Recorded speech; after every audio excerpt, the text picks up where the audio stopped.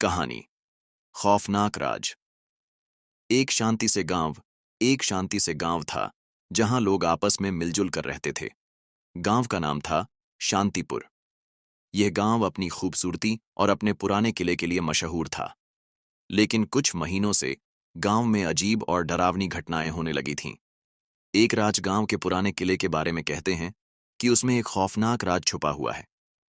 एक रात कुछ गांव के लोग किले के अंदर से अजीब सी चीखें सुनने लगे।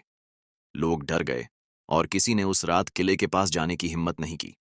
जांच टीम गांव के मुखिया ने फैसला किया कि इस राज का पता लगाया जाए।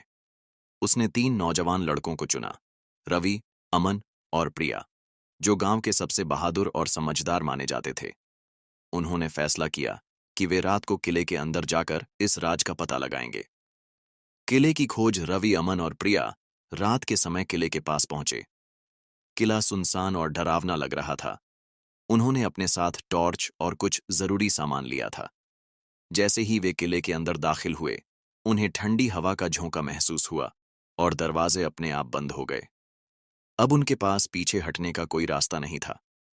भूतिया आवाजें, किले के अंदर घुप अंधेरा था।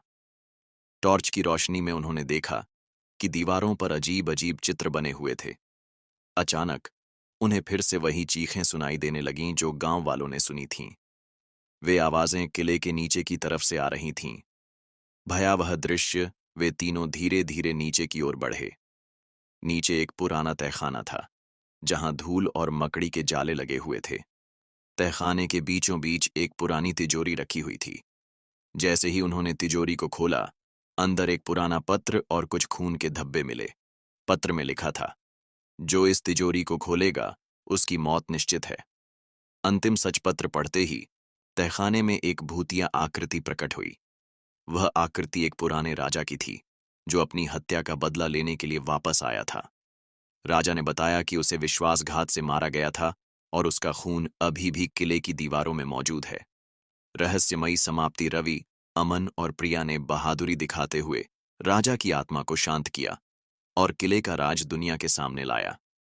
लेकिन जब वे गांव लौटे तो गांव के लोग हैरान थे, क्योंकि उनके वापस लौटने के बाद भी किले से चीखों की आवाजें आनी बंद नहीं हुईं।